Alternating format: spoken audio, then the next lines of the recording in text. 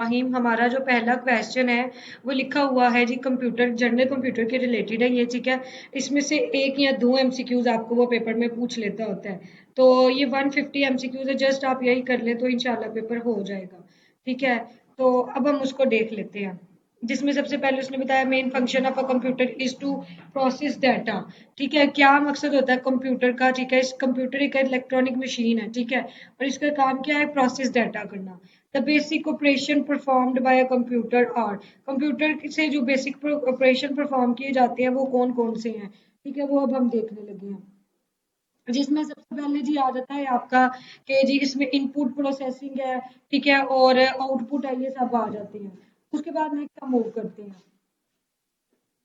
Ji, which unit controls all operation of computer, ठीक है, कौन सा यूनिट जो है वो कंप्यूटर के तमाम ऑपरेशंस को कंट्रोल करता है।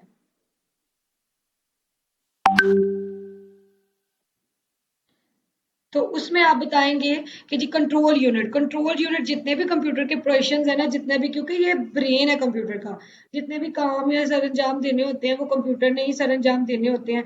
ये चीज आ रही थी, इसको हम कंट्रोल यूनिट कहते हैं।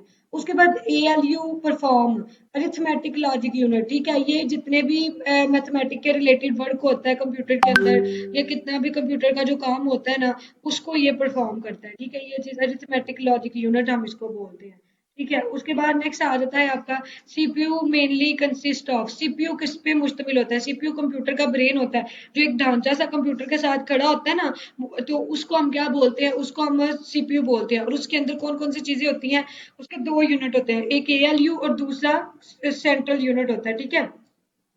और इसके अलावा वो कहते हैं कि इसमें रजिस्टर भी शामिल होते हैं, एक उसने नई चीज ऐड की है।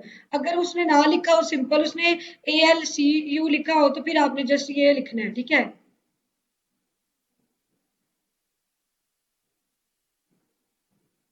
आगे चलते हैं। Which is consider the fastest processing component among the following, सबसे ज्यादा जो फास्टेस्ट प्रोसेसिंग कंपोनेंट है वो कौन सा है, वो सीपीयू रजिस्टर है। उसके बाद द इंस्ट्रक्शन करंटली बिगेन executed is generally held in the instruction register, कि इंस्ट्रक्शन जो हदायत दी जाती हैं वो कहाँ पे जनरली स्टोर होती है, वो इंस्ट्रक्शन रजिस्टर के अंदर होती हैं। लेकिन 7 वाला इतना इंपॉर्टेंट नहीं है। उसके बाद the program counter stores address the next instruction, ये भी आपने नहीं करना। accumulator is primarily associated with, ये करेंगे हम 9 नंबर वाला, the accumulator is primarily associated with, तो इसको हम arithmetic and logic unit से जोड़ते हैं। CPU speed is commonly measured in, CPU की जो स्पीड है उसको किस में मेजर किया जाता है, उसको हर्ट्ज में जो है वो जी मेजर किया जाता है, ये आपने याद करना है। अच्छा जी, नेक्स्ट इसमें आ जाता है GHz मीन्स, ठीक है, गीगा हर्ट्ज, ठीक है, ये बोला जाता है।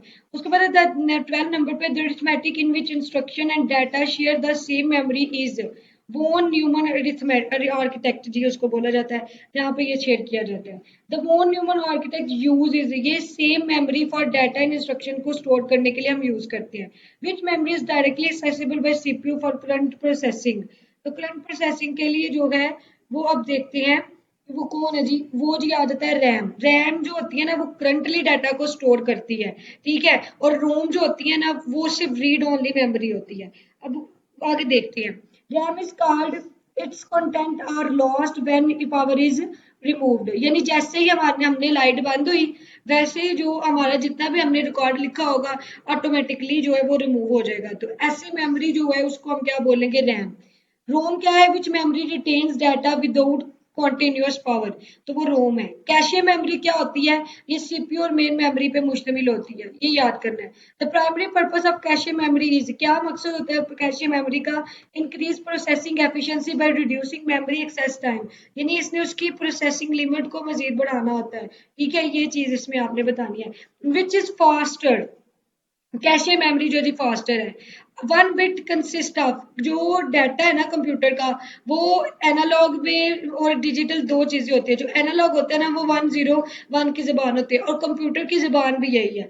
अब हमने कंप्यूटर के अंदर जितना भी डाटा कंसिस्ट करना होता है वो बिट बाइट्स टेरा इस तरह की सेकंड में करना होता है।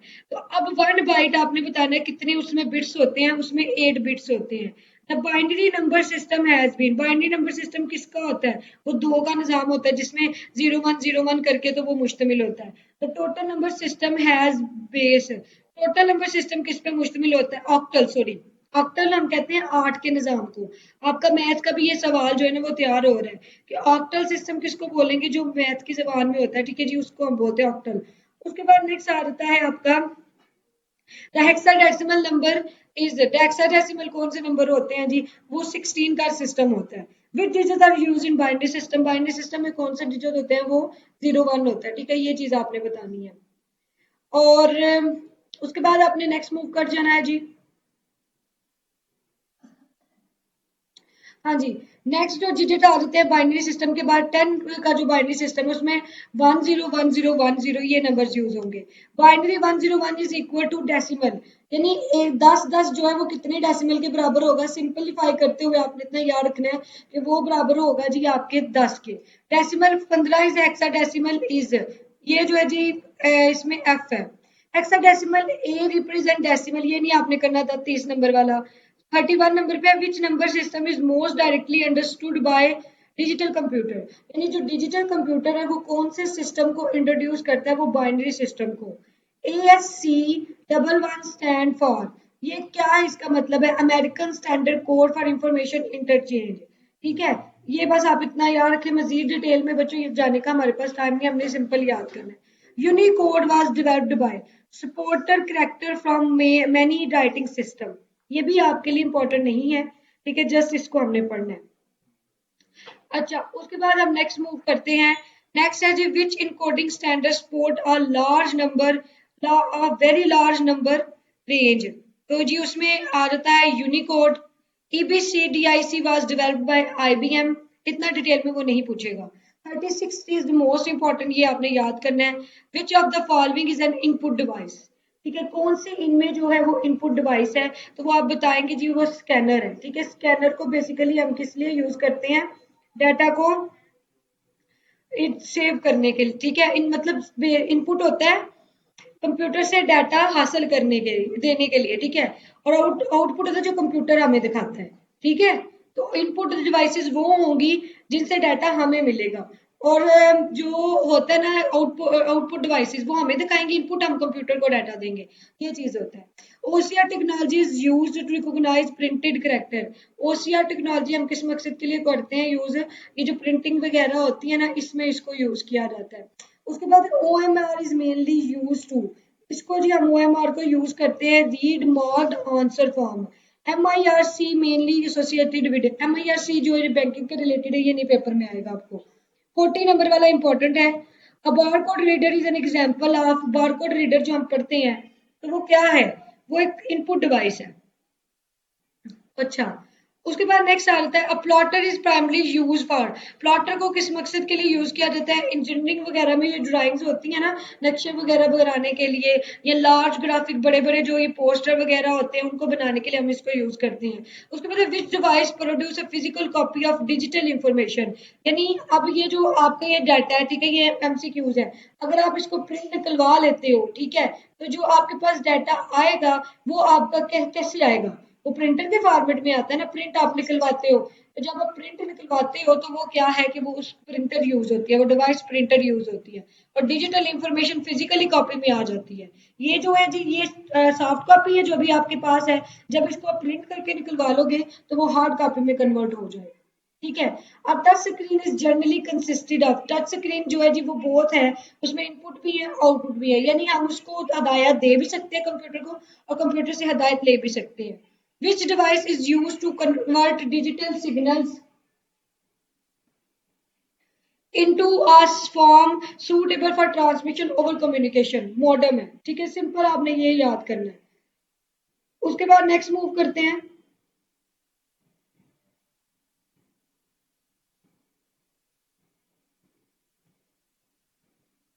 एक सेकंड बच्चों, रिप्लाई भी साथ साथ ही करना पड़ता है ना बच्चों को, ये भी है।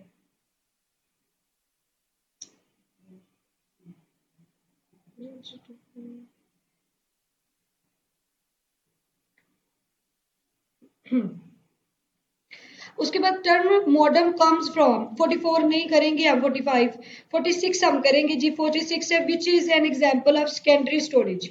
सेकेंडरी स्टोरेज की जो एग्जांपल है उसको बताएं वो कौन सी है, तो वो आप बता सकते हैं कि वो जी आपकी हार्ड का डिस्क है। ठीक है, उसके बाद हार्ड डिस्क के बाद नेक्स्ट उसने बताया एसएसडी स्टैंड फॉर, एसएसडी किसके लिए जी स्टैंड फॉर है, ये आपने बताना है। तो एसएसडी जी स्टैंड फॉर है आपका सॉलिड स्टेट ड्राइव, ये भी इंपॉर्टेंट नहीं है। उसके बाद नेक्स्ट आपका आ जाता है compared with H D D S S S D S generally, ये भी हम नहीं करेंगे, ये भी इंपॉर्टेंट नहीं है। 49 इंपॉर्टेंट है which short storage medium use letter technology, बाद में जो स्टोरेज मीडियम जो है जिसको हम बाद में भी मतलब जो है वो यूज कर लेते होते हैं, तो वो टेक्नोलॉजी की कौन सी फॉर्मेट है, तो वो सीडी है। ठीक है, सीडी पे जो डाटा यूज होता है उसको बाद में भी हम यूज कर सकते हैं। Which is an example of optical storage, तो यहाँ पे ऑप्टिकल स्टोरेज की जो एग्जांपल है वो डीवीडी है। विच generation of computer use vacuum tubes, यानी वैक्यूम ट्यूब जो है वो कौन सी, वो देखा होगा आपने कुछ ऐसे कंप्यूटर होते थे जिनके ना पीछे से वो बड़ा सा होता था, जैसे दिमाग नहीं होता वैसे के वो कंप्यूटर बने होते थे। पैदा होता है ना उसका शेप जैसे दिमाग की होती है ना वैसे की होती है, बाद में तो वो अम्मियाँ सीधी कर लेती होती है ना, तो वो पहले जो था उस शेप में जो कंप्यूटर थे उन्होंने फर्स्ट टाइम वैक्यूम ट्यूब को यूज किया हुआ था। वो वैक्यूम ट्यूब जो है ना वो डिस्प्ले करती होती थी सारी चीजें उसके ऊपर, स्क्रीन के ऊपर। Second generation computer use transistor, third generation computer integrated circuit use करते थे, fourth generation computer micro processor के थ्रू आ गई, फिफ्थ जनरेशन कंप्यूटर क्या हो गई जी आर्टिफिशियल इंटेलिजेंस में बिमली हो गई। मतलब अब सिर्फ जस्ट हिदायत दी जाती है और दैट्स इट, सारा काम हो जाता है। 56 57 नहीं करेंगे। Charles Babbage is known as the father of computer, ये याद करेंगे। The analytical engine was designed by Charles Babbage, ये हम करेंगे। उसके बाद Ada Lovelace is widely regarded as, ये भी नहीं करेंगे। एन ऑपरेटिंग सिस्टम, ये हम करेंगे। कंप्यूटर को रन करने के लिए जो सिस्टम यूज होता है उसको हम ऑपरेटिंग सिस्टम बोलते हैं। ठीक है, ये भी एक सिस्टम सॉफ्टवेयर होता है, आपके मोबाइल के अंदर भी है, ये जो सारा आप चल रहा है ना ये एक ऑपरेटिंग सिस्टम के तहत ही चल रहा है। और जो आपका ये नेट है ये व्हाट्सएप चलता है, इसको हम एप्लीकेशन सॉफ्टवेयर बोलते हैं। ये इसलिए कि आगे लॉ के जो बुक है ना information technology and communication skills and information technology, एक बुक है एनएलपी पार्ट 1 में फर्स्ट सेमेस्टर में, तो उसमें आपको भी ये सारा सीखना पड़ेगा। ठीक है, और यहाँ पे जो है जस्ट इसमें से एक या दो एमसीक्यूज आएंगे। अब कुछ बच्चे ये सोचेंगे एक दो एमसीक्यूज आने हैं तो हमें क्या जरूरत पड़ी है इसको तैयार करने की, वही एक दो एमसीक्यूज ही काम आते हैं, 49 मार्क्स रह जाते हैं, 48 बस मार्क्स आते हैं। ठीक है, किसी के 46 आ जाते हैं, तो ये चीज नहीं है। इतना आप जहन में अपने रख लें कि अगर आपके एमसीक्यूज में नंबर आते हैं 35 से नीचे नीचे, तो फिर आपके लिए बहुत मुश्किल है पास होना। चांस क्या है कि 40 मार्क्स होंगे, ठीक है, 40 36 37 38, इस बच्चे को हम ये कंसिडर करते हैं कि ये बच्चा जो है वो पर्सनल स्टेटमेंट में नंबर ले जाएगा और ये पास हो जाएगा। अब एक बच्चा क्या करे कि वो सिर्फ एमसीक्यूज तैयार करता है, पर्सनल स्टेटमेंट ऐसे नहीं तैयार करता, 40 नंबर इधर से ले लेता है, अब पर्सनल स्टेटमेंट ऐसे में से उसके 0 नंबर लगता है, तो वो पास है? नहीं। मेहनत करनी है, पढ़ना है, छोटी छोटी चीजें भी करनी है, 5 नंबर की हो, 2 नंबर की हो, 3 नंबर की हो, करके जाना है तैयार। 62 है, the operating system primarily act as an interface between user and computer hardware. Next है which of the following is not an operating system? Oracle database, ये नहीं आएगा। Linux is a 64 वाला पढ़ लीजिएगा। 64 कहता है कि ये ओपन सोर्स ऑपरेटिंग सिस्टम है, सिंपल याद रखिएगा ऑपरेटिंग सिस्टम है। Android is basically primarily on the Linux kernel के बना पे, ये लिनक्स भी ऐसा आप याद रखें लिनक्स के। Which operating system is developed by Apple for Mac computer, ठीक है, ये पढ़ लेना है। A process is a program in execution, ये नहीं करेंगे।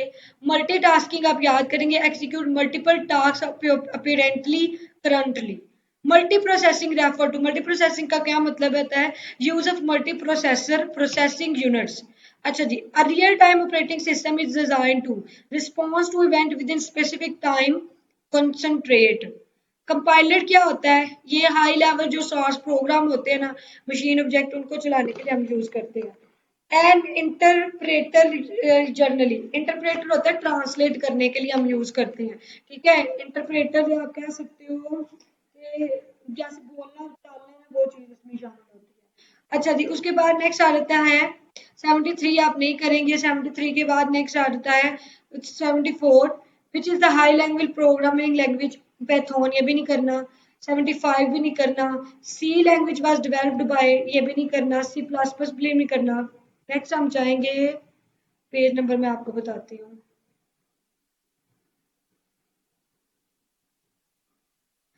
87 वाला जो है ना उस पे आ जाए। A loop is used to repeat a set of instruction के लिए हम यूज करते हैं।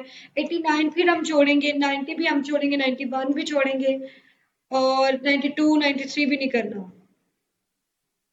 जिसको नहीं समझ आएगी कि कौन सा नहीं करना, वो आफ्टर रिकॉर्डिंग इसको देख सकता है, ठीक है। 99 भी नहीं करेंगे, 100 भी नहीं करेंगे।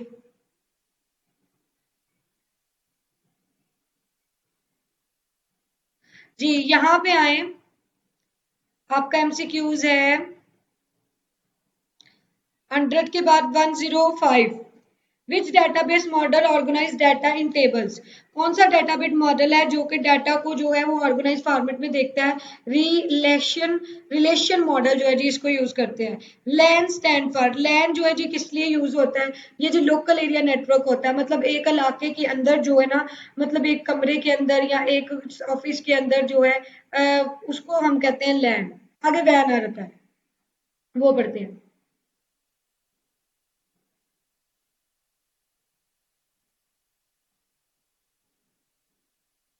एक सेकंड बच्चों।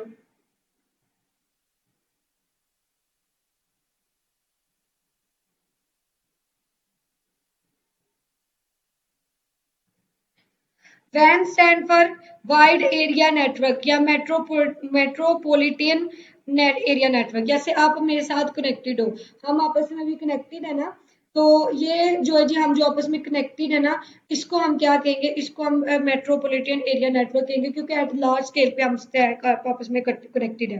Pen stand for personal area network. The internet is essentially a network of networks, यानी ये बेसिकली नेटवर्क का नेटवर्क है। इसमें बहुत ज्यादा हमें जो है वो चीजें देखने को मिलती हैं, अंडरस्टैंड करने में मिलती हैं। विच device forward packets between different networks, यानी जो पैकेट्स को डिफरेंट नेटवर्क्स के दरमियान में ट्रांसफर करती है, वो कौन है, वो रूटर है। A switch primarily operates within a local network, ये नहीं हम करेंगे। Hub send incoming data to all connected ports, इसमें ना हब का आगे ना नेटवर्क्स बनते हैं। टी नेटवर्क, रिंग नेटवर्क होता है, लूप नेटवर्क होता है। जो होंगे ना आईसीएस के स्टूडेंट वो इस चीज को समझ रहे होंगे। तो उसमें क्या होता है, उसमें बच्चा हम ना ये करते हैं कि सारा जो डाटा होता है ना, मतलब वो एक हब होता है, कंप्यूटर हब होती है, ठीक है। वो हमने सबसे बड़ा कंप्यूटर रखा होता है, पहले डाटा उसमें आता है, फिर वो आगे से फर्दर जो है ना सब कंप्यूटर में चला जाता है, ठीक है। ये चीज होती है। तो आपने याद रखना है कि हब जो है ना, वो सबसे अहम जो इंग्रेडिएंट है ना, उसको हम हब बोलेंगे। अच्छा, MAC address is associated with, MAC address जो है जी वो किससे मुश्तमिल होता है, नेटवर्क इंटरफेस हार्डवेयर से। उसके बाद आईपी स्टैंड फॉर, आईपी जो है ना इंटरनेट प्रोटोकॉल के लिए हम यूज करते हैं। उसके बाद है जी IPv4 stand uses 32 bits addresses, ये नहीं आपने करना। 170 भी नहीं करना, 190 भी नहीं करना, 20 भी नहीं करना, 121 करेंगे। HTTP is a protocol use for, HTTP जो है वेब कम्युनिकेशन के लिए हम इसको यूज करते हैं। HTTPS जो है जी हम secure HTTP communication. FTP is use for file transfer, ठीक है, फाइल ट्रांसफर। FTP नाम से ही पता चल रहा है। SMT, एम किस लिए पीपी यूज करते हैं, सेंडिंग ईमेल। एस से आपने याद रख लेना है कि ईमेल्स को सेंड करने के लिए हम इसको यूज करते हैं। उसके बाद नेक्स्ट आ जाता है जी आपका टीसीपी स्टैंड फॉर, टीसीपी किसका एक्रोनिम है, a connection oriented transport protocol, ठीक है। अब बच्चे इतना टाइम नहीं कि इसको हम ब्रीफ डिटेल में याद करें, या इतना ब्रीफ डिटेल में वो नहीं पूछेगा, आपने जस्ट एब्रिवेशन को याद करना है। अब आप इसको रट्टा लगाओ, ठीक है, समझ के याद करो, ये डिपेंड करता है आपकी कैपेबिलिटी पे कि आप इसको किस तरीके के तहत याद करना चाहते हैं। जैसे ऑर्गेनाइजेशन की आपने याद किए ना, उसी तरह से इसके भी आपने जो है ना याद करने हैं। अच्छा, उसके बाद नेक्स्ट हम चलते हैं the OSL model is 7 layers पे मुश्तमिल होता है। 128 हम नहीं करेंगे, 127 भी नहीं करेंगे, 130 भी नहीं करना, 131 भी नहीं करना। अच्छा 132 है, a firewall is use to control and filter network traffic, ये आपने याद करना है। मेलवेयर इज मलेशियस सॉफ्टवेयर, मतलब मलेशियस होता है, ये लॉ का वर्ड है मलेशियस, ठीक है, मतलब कि कोई गलत मुकदमा किसी पे कर देना, उसको तंग करने के लिए, उसको मतलब उसकी रेपुटेशन को खराब करने के लिए। मेलवेयर होता है कि किसी के प्रोग्राम को खराब करने के लिए ऐसी कोई चीज उसको अंदर स्टोर करवा दी जाती है। कंप्यूटर वायरस एक ऐसा प्रोग्राम होता है जो कि एक बंदा मतलब अपने फोन के अंदर उसको करेगा, तो उसका क्या नुकसान उसको होगा कि उससे बेचारे का जो काम है वो बेहतर तरीके से नहीं परफॉर्म कर सकेगा। ठीक है, ये उसको जानबूझ के जो है ना वो नुकसान पहुंचाने के लिए किया जाता है। ठीक है, चलो अब हम आगे मूव करते हैं। आर तेरा जॉन हॉर्स, ये नहीं हम करेंगे, ये तो आना ही नहीं पेपर में। अच्छा उसके बाद नेक्स्ट फिर 136 है फिशिंग अटेम्प्ट टू। फिशिंग होता है, ये साइबर क्राइम में भी यूज हुआ है ये वर्ड। इसका मतलब होता है कि किसी का सेंसिटिव डाटा है ना, अब मतलब देख ले मेरी एकेडमी का डाटा है, ठीक है, इसको अब कोई जानबूझ के चोरी करने की कोशिश करता है या मुझे नुकसान पहुंचाने की कोशिश करेगा, ठीक है, तो वो चीज जो है मतलब फ्रॉडुलेंटली होती है कि कोई किसी का जो है डाटा चोरी किया जा रहा है। फिशिंग है, फिर इसमें रैंसमवेयर आ जाता है, साइबर स्टॉकिंग आ जाता है, ये सारे मैं आपको आगे बताती हूँ। सेंसिटिव डाटा होगा मतलब ये कि किसी की रेपुटेशन को तबाह करने के लिए कोई बंदा कर रहा है। रैंसमवेयर क्या होता है? रैंसमवेयर जी इसका मतलब होता है कि इनक्रिप्ट और block access to data and demands payment, यानी इसमें एक बंदे का डाटा जो है ना ब्लॉक कर लिया जाता है, फिर उसको जो है वो डराया जाता है, धमकाया जाता है कि अपना डाटा जो है वो हमारे हवाले कर दो। ठीक है, ठीक है, ये चीज होती है।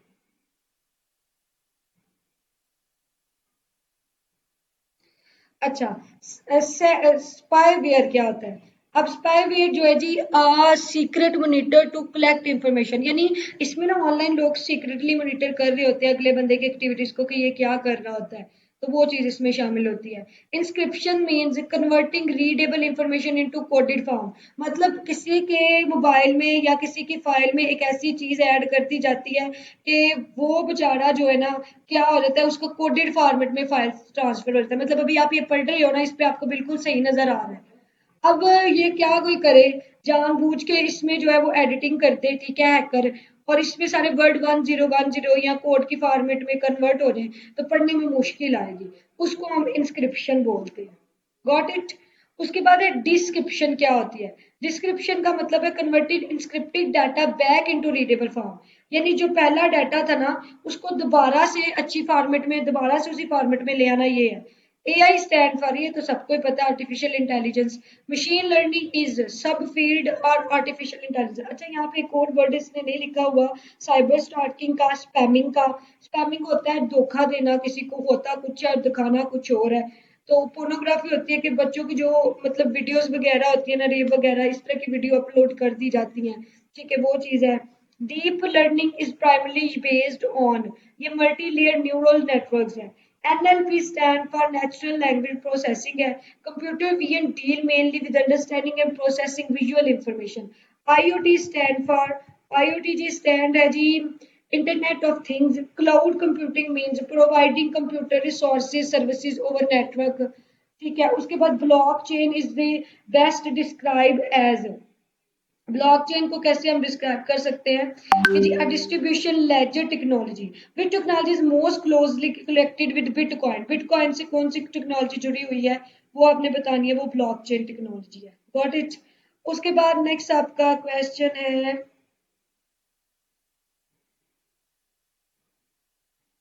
which of the following best represent the relationship between AI and machine learning? तो machine learning is a subset of AI, यानी machine learning जो है वो AI की एक मतलब ब्रांच है, क्योंकि AI तो फिर सबका ही मतलब बाप है ना, AI से तो हमें हर चीज सीखने को मिलती है। बस आज के लिए इतना ही काफी है। कल